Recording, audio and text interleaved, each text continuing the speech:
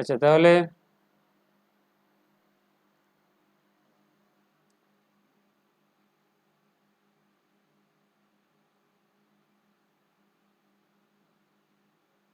তাহলে projected profit and loss বানাতে হবে। প্রজেক্টেড প্রফিট অ্যান্ড লস কেন বানাতে হবে বলেছি, যে তুমি যখন ব্যাংকে লোন নিতে যাচ্ছ তখন ব্যাংকের ম্যানেজার বলবে যে তুমি কেন লোন নেবে। তুমি দেখাবে যে আমি বিজনেস বাড়াতে চাই, সেই জন্য তুমি projected profit and loss, projected balance sheet বানিয়ে নিয়ে যাবে। তো প্রজেক্টেড প্রফিট অ্যান্ড লস বানানোর আগে তোমাকে দেখে নিতে হবে অ্যাডিশনাল ইনফরমেশনে কিছু ডেটা দেওয়া আছে কি দেওয়া নেই, ডেটা দেওয়া আছে কি দেওয়া নেই। তার জন্য তুমি এই প্রজেক্টেড প্রফিট অ্যান্ড লস যেটা বানাতে বলেছে তার নিচে গিয়ে দেখো যে অ্যাডিশনাল ইনফরমেশনে কি বলেছে, কিছু বলেছে, কি বলেছে, বলেছে rate of gross profit, rate of net profit should be same in both the years. দুটো বছরেই তোমার net profit gross profit same থাকবে, রেট রেট সেম থাকবে মানে পার্সেন্টেজ সেম থাকবে, টাকা চেঞ্জ হতে পারে, টাকা চেঞ্জ হতে পারে কিন্তু পার্সেন্টেজ সেম থাকবে। তুমি যদি বলো যে আমি মাধ্যমিকেও 60% পেয়েছি, উচ্চ মাধ্যমিকেও 60% পেয়েছি, পার্সেন্টেজ সেম আছে কিন্তু যেটা যত মার্কস তুমি অবটেন করেছো, যত না মার্কস তুমি পেয়েছো সেটা তো চেঞ্জ হবে। তো সেই রকম তোমার গ্রস প্রফিট নেট প্রফিটের পার্সেন্টেজ সেম থাকবে, ঠিক আছে, দুটো বছরই, মানে যে বছর কমপ্লিট হয়ে গেছে, কমপ্লিট হয়ে গেছে যে বছর, সেই সেম রেট যে বছর কমপ্লিট হবে, মানে হতে চলছে আর কি, চলছে, কন্টিনিউ হচ্ছে, কিছুটা হয়েছে, পুরোটাই কমপ্লিট হয়নি, সেই জন্যই প্রজেক্টেড বলা হয়েছে। সেই বছরেও সেম রেট মেনটেন করে, কিসের রেট মেনটেন করতে হবে, গ্রস প্রফিট নেট প্রফিটের সেম রেট মেনটেন করে তোমাকে প্রজেক্টেড প্রফিট অ্যান্ড লস বানাতে হবে। External voucher can not be alter, external ভাউচারগুলোকে অল্টার করা যাবে না। এক্সটার্নাল ভাউচার বলতে এখানে বলতে চাইছে যে বাইর থেকে যে ভাউচারগুলো আসে, বাইর থেকে কি কি ভাউচার আসে, ট্রাভেলিং এক্সপেন্সের ভাউচার আসে,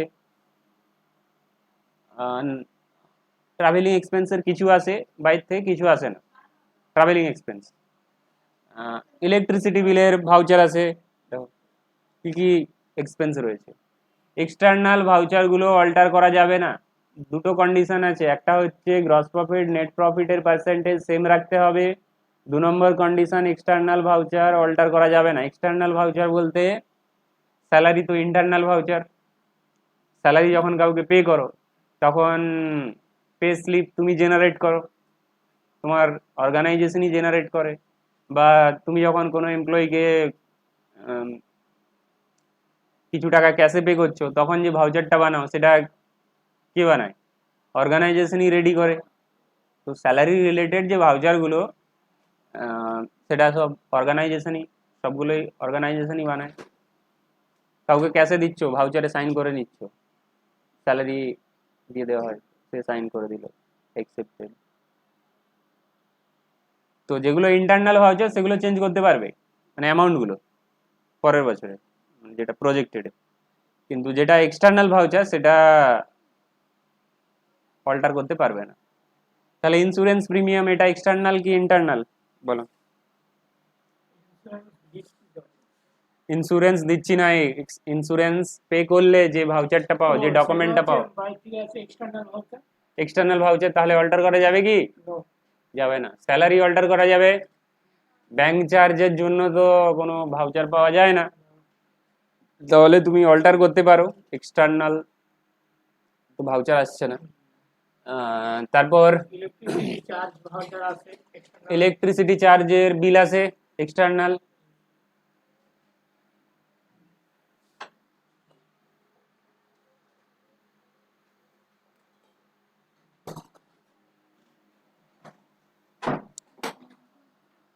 ইলেকট্রিসিটি চার্জের বিল আছে তো এক্সটার্নাল, বাইরে থেকে আসে। রেন্ট, রেন্ট যদি তুমি পে করো, তুমি যদি রিসিপ্ট কপি নিতে চাও তাহলে কে দেবে, যাকে পে করেছো, তাহলে এটাও বাইরে থেকে আসে, তাহলে এটাকেও অল্টার করতে পারবে না। টেলিফোন চার্জেস অল্টার করতে পারবে না, স্টাফ ওয়েলফেয়ার অল্টার করতে পারবে কি পারবে না, পারবে।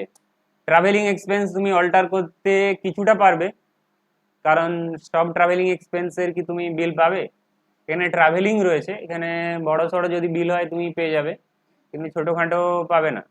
তো এখানে তোমার কাছে তুমি ট্রাভেলিং এক্সপেন্স অল্টার করার দরকার নেই, এটা এক্সটার্নালি ধরে নাও, কারণ ট্রাভেল পারপাসে টিকিট কাটলে তার খরচা থাকছে, কিন্তু ছোটোখাটোগুলো পাওয়া যায় না। তো এখানে তুমি এক্সটার্নালি ধরে নেবে, অল্টার করার দরকার নেই। তাহলে কি কি অল্টার করবে? স্যালারি অল্টার করবে, ব্যাংক চার্জেস কিছুটা অল্টার করবে, ইন্স্যুরেন্স প্রিমিয়াম অল্টার করতে পারবে না কারণ external, electricity charges external alter করতে পারবে না, রেন্ট অল্টার করতে পারবে না, টেলিফোন চার্জেস অল্টার করতে পারবে না, স্টাফ ওয়েলফেয়ার অল্টার করবে, ট্রাভেলিং এক্সপেন্স সেম রাখবে, ডেপ্রিসিয়েশন ডেপ্রিসিয়েশন কি করবে? অল্টার করা যাবে না, যাবে। ডেপ্রিসিয়েশনের জন্য কি বাইরে থেকে আসে বলো? ইন্টারনাল গুলো অল্টার করা যাবে, এক্সটার্নাল গুলো অল্টার করা যাবে, এক্সটার্নাল গুলো অল্টার।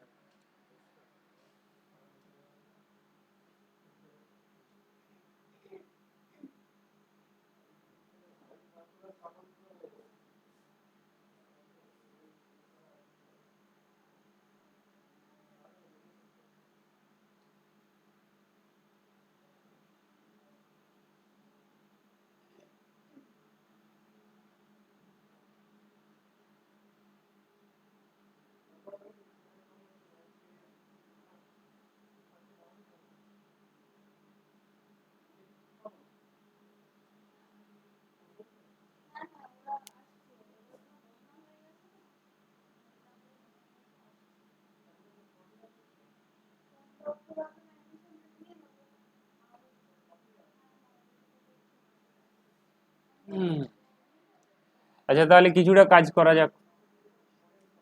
তো ওপেনিং আগের বছরের ক্লোজিং এবছরে কি হয়ে যাবে? ওপেনিং হয়ে যাবে। এরপরে সাপোজ তুমি সেলস কিভাবে ইনক্রিজ করবে? সেলস সাপোজ এখানে তো বলেনি কতটা বাড়াতে হবে, তোমার বিজনেস কতটা বাড়বে, বলেছে কি? বলেনি। তাহলে তুমি ধরে নেবে তোমার বিজনেসে কতটা বাড়বে। নর্মাল বিজনেসে কিরকম বাড়ে? 10% বিজনেস বাড়ে কি 20% বাড়বে? তোমার এই বছর ধরো 5 লাখের সেল ছিল, পরের বছর কত হবে? 7 লাখ। ধীরে ধীরে বাড়ে, নর্মাল যেটা সিচুয়েশন হয়। 20% আমি ধরে নিচ্ছি। 20% মানে তো 1 লাখ টাকা। হ্যাঁ, যাই হোক, এখানে তাহলে মাল্টিপ্লাই করে করবে। তাহলে আমি এখানে 20%ই ধরে নিচ্ছি, যে এটা কিন্তু কার উপরে ডিপেন্ড করছে? ওনারের উপরে, তার বিজনেস কিরকম বাড়বে, সে লোন নিতে গিয়েছে, ঠিক আছে? 120 কেন? 120% বেড়ে কত হবে বুঝতে পারলে? 20% বেড়েছে, বেড়ে কত হবে? 120 তো। ও ম্যাথমেটিক্সে কমা থাকলে হবে না। না না, আমি বুঝতে পারিনি কেসটা এখানেও তাহলে তোমার পারচেজও তাহলে সেম পার্সেন্টেজে বাড়ো, এটাও 120 বা কম বাড়াতে পারো, 119ও করতে পারো, এরকম কোনো ফিক্স নেই, যে কোনো করবে। মানে আপনি একদম মানে মানে যেটা পার্সেন্টেজ বাড়ছে আর আগে প্রিভিয়াস প্লাস নিউ যে বাড়ছে সেটা অ্যাডিস হয়ে একদম বসে হ্যাঁ আছে। হ্যাঁ, বেড়ে কত হবে? তুমি এক্সপেক্ট করছো কি আমার সেল 21 লাখ ছিল, এবছর 25 লাখ হবে। পারচেজ 16 লাখ ছিল, আমার সেই হিসাবে 20 লাখ পারচেজ করতে হবে। ক্যারেজ ইনওয়ার্ড আমার এটা ছিল, এই বছর তাহলে নতুন কিছু পারচেজ হয়েছে, তার জন্য আমি ধরে নিচ্ছি কি আমার 10% যে খরচাটা হচ্ছিল ক্যারেজ ইনওয়ার্ডে, সেইটা 10% বেড়ে যাবে, ঠিক আছে?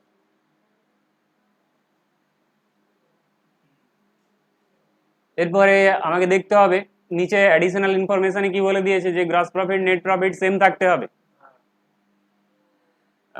Gross profit net profit same থাকতে হবে।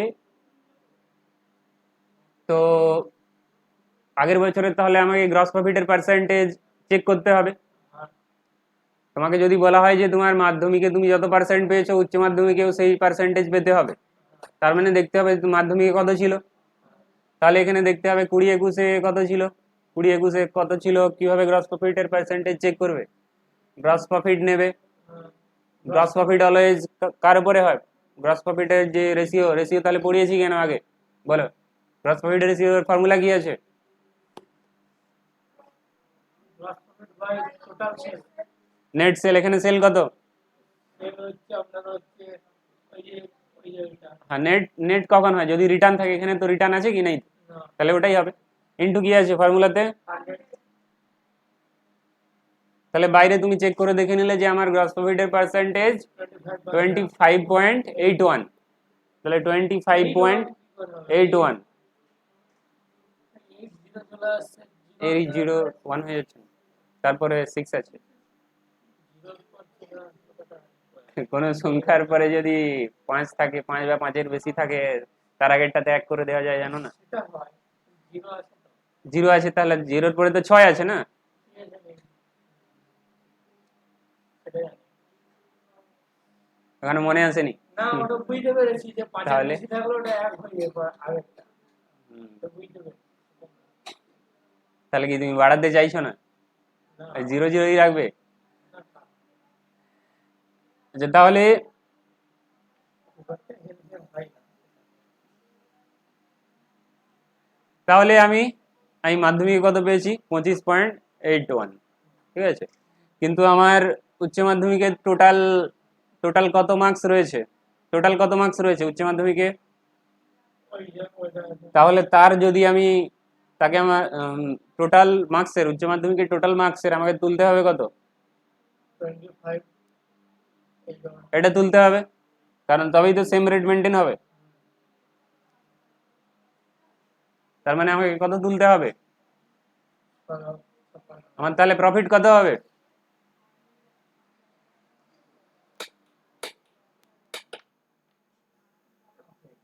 প্রফিট হবে 6,56,000। হ্যাঁ গ্রস প্রফিট তোমার মাধ্যমিকের মার্কস ছিল 21 লাখ সাপোজ, তার মধ্যে তুমি কত পেয়েছো? 5,48,000। 5,47,000 সেই জন্য কত পার্সেন্টেজ হচ্ছিল?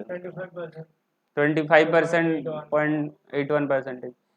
উচ্চ মাধ্যমিকের এটা হচ্ছে মার্কস। তাহলে তুমি যদি ওই রেট মেনটেন করো, ওই পার্সেন্টেজ তোলো, তাহলে কত তুলতে হবে? আর ওইটা 6 লাখ। বুঝতে পারছো ক্যালকুলেশন? হ্যাঁ ঠিক আছে, চলো।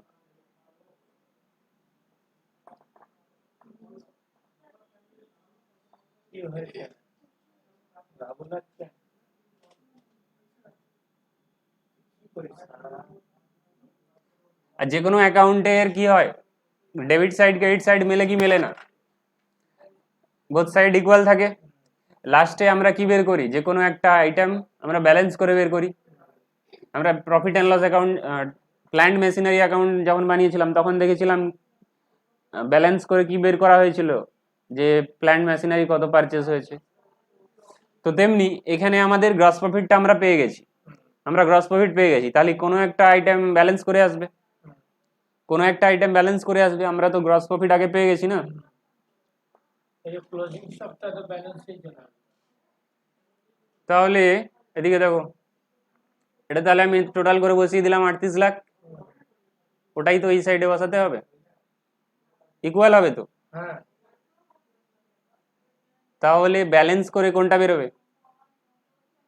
ব্যালেন্স করে কোনটা বেরোবে? Closing stock.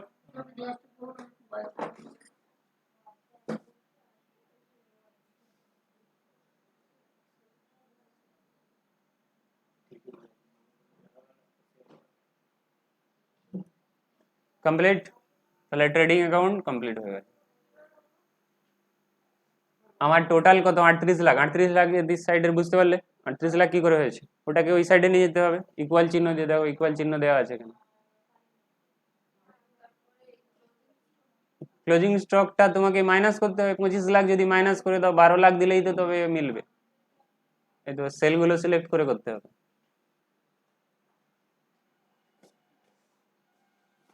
তাহলে এটা কমপ্লিট হয়ে গেল। গ্রস প্রফিট সিডি কি হয়ে যাবে বলো? গ্রস প্রফিট বিডি সিডি তো সিডি আছে, সিডি সিডি থেকে কি হয়ে যাবে? তাহলে যেটা কত? 6,56,000 তাহলে ইকুয়াল চিহ্ন দিলে, এটা সিলেক্ট করলে এটা ব্যাস।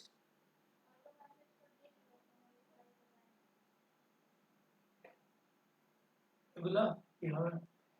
এরপরে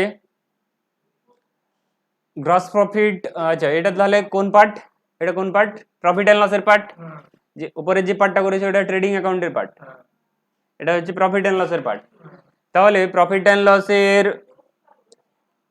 যে টোটালটা হবে, টোটালটা কত হবে, 6,56,000 হবে। হ্যাঁ 6,56,000 হবে, কারণ ক্রেডিট সাইডে কিছু আছে কি আর, গ্রস প্রফিট বাদ দিয়ে, গ্রস প্রফিট বাদ দিয়ে তো আর কিছুই নেই। না তার মানে তোমার যে টোটালটা হবে সেটা কত হবে, ওকে 6,56,000 হবে। তাহলে এটা যদি 6,56,000 হয়, এই সাইডে কত হবে, চলো চাপানো 6,56,000 হবে। তোমাকে তাহলে 6,56,000 মেলাতে হবে আলটিমেটলি। এরপরে স্যালারি,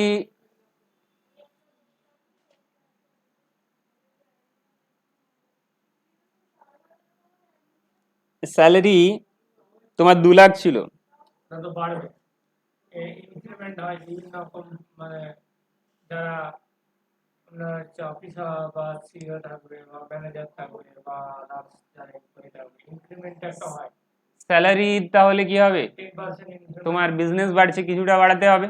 হ্যাঁ ইন্টারনাল, তাছাড়াও বলে দিয়েছি কি এক্সটার্নাল গুলো অল্টার করবে না, ইন্টারনাল গুলো অল্টার করতে পারো। ওখানে বলেছি এক্সটার্নাল অল্টার করা যাবে না, তার মানে কি তুমি ইন্টারনাল অল্টার করতে পারো, কারণ তোমার বিজনেস বাড়ছে। তো এখানে তুমি স্যালারি কত বাড়াবে, 105 করে দাও, 5% বাড়াচ্ছ। 5% বাড়ানো না হয়। তুমি বাড়াতে পারো বেশি, কোনো অসুবিধা নেই, 15%, 10% বাড়াতে সেরকম পারো। কি কোনো ইয়ে আছে? না, সেরকম কোনো নাই, তুমি এমন একটা বাড়াবে যেটা রিজনেবল হবে, রিজনেবল, রিজনেবল হবে, কোনো রেস্ট্রিকশন নেই। সেটা কিরকম রিজনেবল হবে? সেটা কিরকম রিজনেবল হবে, তোমার সেল বেড়েছে 2 লাখ, তুমি যদি এখানে স্যালারিটা 2 লাখ বাড়িয়ে দাও, না সেটা না। তাহলে স্যালারি তো তুমি বাড়াবে ধরো 5,000 বাড়াবে, তো সেটাকে রিজনেবল বলা হচ্ছে। যেটা রিজনেবলি যেটা হতে পারে। কোথায় গেল, আনো না আনো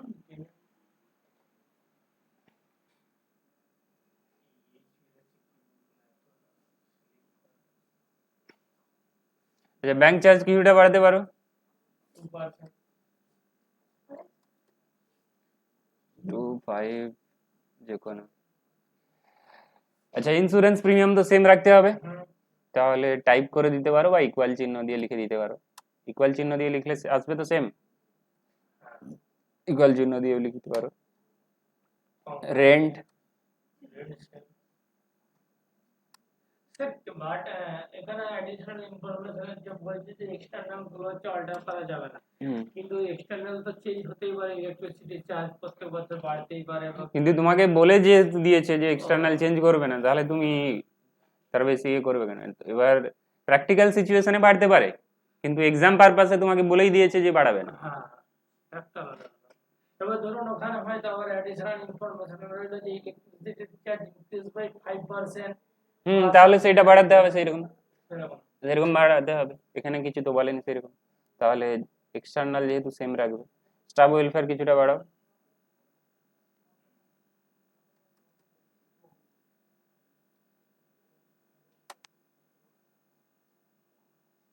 ট্রাভেলিং এক্সপেন্স এটা তুমি বাড়াতেও পারো, কারণ ট্রাভেলিং এক্সপেন্সে সব কিছু ভাউচার পাওয়া যায় না ঠিকঠাক। ট্রাভেলিং এক্সপেন্স আমরা বাড়ানো যেতে পারে।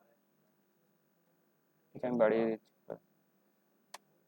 ডেপ্রিসিয়েশন তো কোনো ভাউচারই হয় না, তো এটা ইনক্রিজ করতে পারো, ডিক্রিজও করতে পারো, কারণ রিটেন ডাউন ভ্যালু মেথড যদি ফলো করো, ডেপ্রিসিয়েশন কি হয় প্রত্যেক বছর কমতে থাকে, কমতে থাকে। আর স্ট্রেট লাইন ফলো করলে সেম থাকে। এখানে তো কিছুই বলা নেই, তাহলে তুমি তোমার বিজনেসের রিকোয়ারমেন্ট অনুযায়ী তুমি বাড়াতে পারো, কমাতেও পারো, সেমও রাখতে পারো, ঠিক আছে। বাড়বে দুটো কারণে, যদি তুমি কোনো অ্যাসেট পারচেজ করো, একটা কারণে বাড়বে, যদি কোনো অ্যাসেট পারচেজ করো, আর কমতে পারে যদি কোনো অ্যাসেট সেল করে দাও, ঠিক আছে, তার ডেপ্রিসিয়েশন কমবে, হবে তো সারা বছর, কোনো একটা অ্যাসেট চলে গেছে তাহলে সারা বছর তো এখানে আমি সেমও রাখতে পারি বা বাড়াতেও পারি। আমি এখানে কি করব, কমাতেও পারো, কোনো অসুবিধা নেই। ধরো আমি কমাতে পারি, 95%। 95 করে দিতে পারি বা 90% করে দিতে পারি, ঠিক আছে? Decrease by 10 মানে আর কি।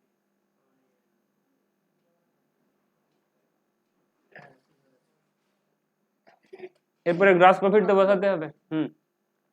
গ্রস প্রফিট আবার সেই একই সিস্টেম, যে গ্রস প্রফিট যখন বের করেছিলে, যে কনসেপ্ট লাগিয়েছিলে, নেট প্রফিটের সেও কনসেপ্ট লাগাবে, একই কনসেপ্ট লাগাবে, যে তোমার মাধ্যমিকে কত পার্সেন্টেজ ছিল, তাহলে মাধ্যমিকে কত পার্সেন্ট, মাধ্যমিকে বলতে 20-21 সাল, এখানে 20-21 সাল, 20-21 সালে তোমার কত পার্সেন্টেজ ছিল, নেট প্রফিট পার্সেন্টেজ বের করতে গেলে ফর্মুলা কি আছে?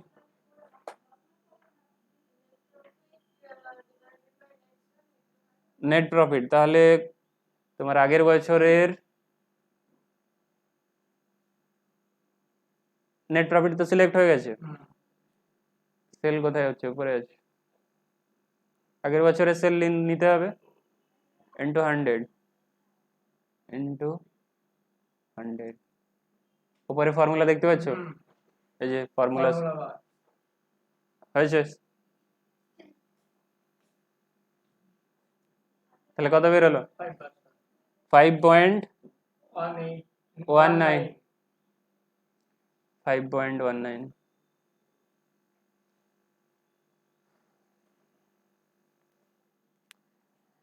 তাহলে এখানে আমি কি করব? এখানে আমরা ওই সেলস পেডেছে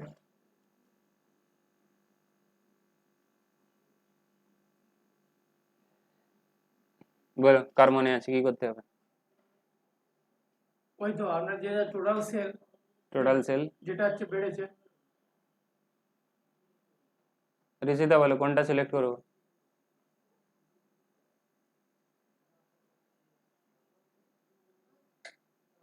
একুশ লাখ না 25 লাখ? 25 লাখের উপরে, 25 লাখ ইন্টু ওইটা 25 লাখ ইন্টু 5.19 পার ফর্মুলা বারে লেখা হচ্ছে,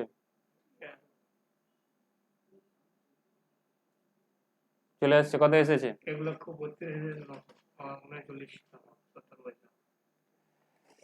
তো এবার আমাকে দেখতে হবে টোটাল করলে কি এটা হচ্ছে, টোটাল করলে কোনটা হতে হবে, সবগুলো টোটাল করলে কোনটা হতে হবে, কোনটার সাথে মিলবে? এই যে এক্সপেন্স গুলো প্লাস প্রফিট টোটাল করলে কার সাথে মিলবে? গ্রস প্রফিটের সঙ্গে। গ্রস প্রফিটের সাথে না, এই যে 6,56,000 আছে এর সাথে মিলতে হবে, হ্যাঁ হ্যাঁ এটার সাথে মিলতে হবে। এগুলো তো বাড়িয়ে দিয়েছি, হ্যাঁ ওগুলো বাড়িয়েছেন, প্লাস ওগুলো প্রফিটটা plus আমি net টা করলে যে পার্সেন্টেজ বলেছে সেম পার্সেন্টেজ মেনটেন করে আমি বসিয়ে দিয়েছি। তো এবার আমাকে দেখতে হবে যে টোটাল মিলছে কি মেলেনি, যদি না মিলে তখন তাহলে আমি বাইরে সাম করে দেখব, আউটসাইডে যদি না মিলে তখন কি হবে? কত টাকা দিতে হবে মিলবে তাহলে? 56,000 টাকা। 56,000 56,000 নেই 4 টাকা। তাহলে তুমি মাইনাস করে দেখে নিতে পারো যে আমার হতে হবে এইটা, কিন্তু হয়েছে কত এটা, তাহলে কত দিতে হবে? আরে 56,000 সামথিং দিতে হবে। আর এখানে ব্ল্যাঙ্কটা কি জন্য রাখা হয়েছে? মেলানোর জন্য। 56,000 কাকে দিতে হবে? কোনো একটা এক্সপেন্স, সাপোজ জেনারেল এক্সপেন্স বলে একটা হেড বানিয়ে দাও, জেনারেল এক্সপেন্স, অন্য কোনো এক্সপেন্স, জেনারেল, নাম নেই তো জেনারেল,